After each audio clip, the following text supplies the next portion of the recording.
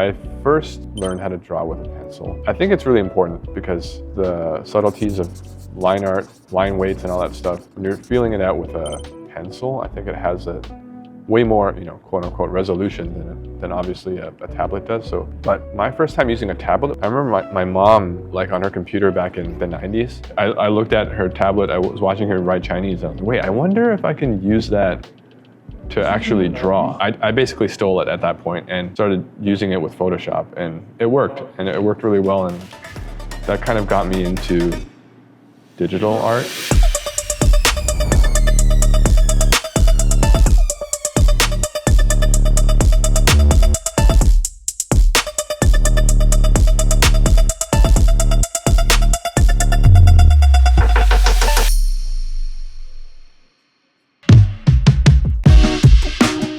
I think this was in the 90s. I mean, it's part of my origin story. Collected most of the Capcom art. I forgot the name of it. Capcom Design Works, that's the one with the white cover. I'm talking about the one with the black cover. But it was a collection of all of the art by the Capcom artists for all their games. And it blew me away. At the time, I was getting into drawing, getting into art, reading comic books, but I never thought about games having talented artists. But the first time I saw that Capcom art book, I realized there are masters behind all of the imagery that you see, and video games in general. I guess Capcom art team, some of the most talented artists in that industry. Of course, Kinu Sensei, who worked in episode 1, but also Hakiman Sensei, Keno, Edayan, Shoei, Shinkiro. I think this was like my first favorite.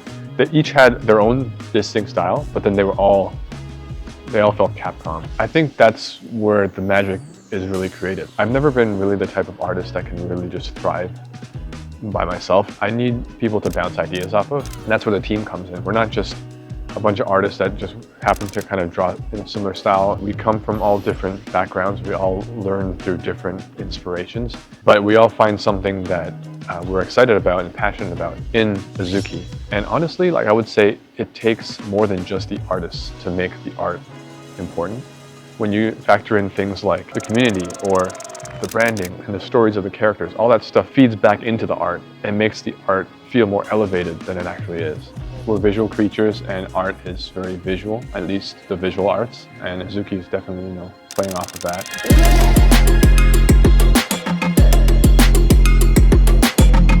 When I grew up, I could never paint like a beautiful landscape or whatever, and I gravitated towards characters. So there's like two kind of paths you can go down. When you look at an environment, you can kind of get transported to a place, but a character, because we are characters ourselves, I'm not like a walking landscape, right? And we kind of relate to things about characters. These characters have story, and there's a journey, and all that comes out, but none of that really matters if you can't get that first grab of attention from somebody with a beautiful piece of character art, because it's love at first sight, right? If you have love at first sight, then you get to know the person. Then you find out, oh, this is my true love. So art is like that. That's what makes it like magical.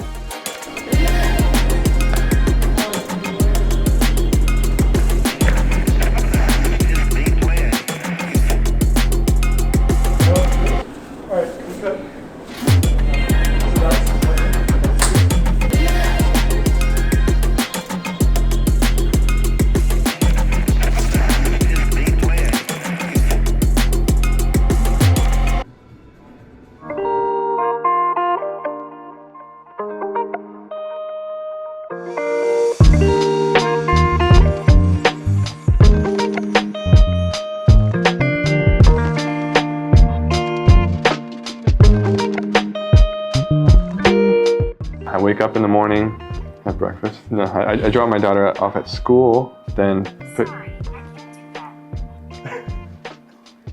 yeah, when Siri can drop my daughter off at school, then that would be amazing. But yeah, lore sync, we met with Feb, Michael, Ben. We talked a lot about lore as usual. This time, we've been talking about themes a lot. We try to pull inspiration from Web3 whenever we can. We were talking about libertarianism and how the ethos of the garden and even Web3 as a whole, where people want to take control of their own stuff. Oh man, jam with Hoshi on a bunch of anime.com stuff, jam with the art team on everything that we're working on, anime.com and anime and Azuki and all that stuff. Well, I'm usually exhausted by the end of the day, like today. So this is a huge milestone for me, but I always wanted to be not only an animator, but you know, I want to work on anime. I want to be an animator in the Japanese animation industry. And in fact, that's why I went to school for animation in college.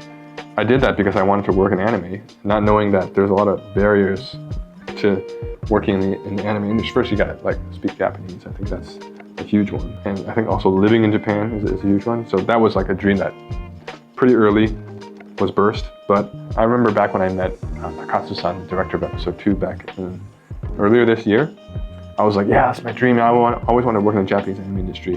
And he's like, oh, well, you should do like a cut for episode 2. And I was like, haha, that's funny. Yeah. And then one day in a meeting a couple of weeks ago, it's like, oh, here's your assignment. I was like, holy crap, I gotta suddenly learn how to do actual Japanese production animation, which even though I've been involved in a lot of the production. Yeah, I've been studying Japanese too. So I've been working on that this morning, getting through shot 154. It's a very simple shot. It's just Xiao and her hair is kind of blowing in the wind. And they gave me a lot of rough animation to base off of, but to be able to work on that it's crazy. So I was working on that this morning. This is Steamboy, way more handsome than the real thing, but this is my Azuki. This is actually the original Azuki. I don't know if you know the story, but when we designed the PFP collection, there's obviously like the first one that you draw. Yeah. And this happens to be a collection of the original traits that were the first Azuki. You know, when we were choosing our traits for our dev Azukis or whatever, I was like, I'm gonna choose the ones that kind of started it all. So that became Azuki number 3. 3 is my lucky number, by the way. The number is random. I just happened to get 3.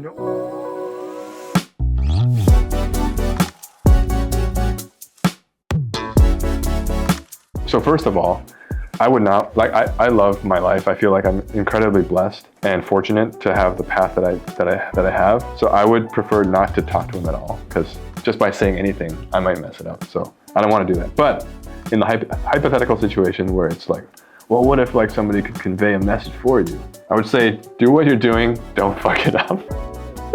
Just stay on target, stay on course, believe in yourself. Whatever you're struggling through, it'll all be worth it.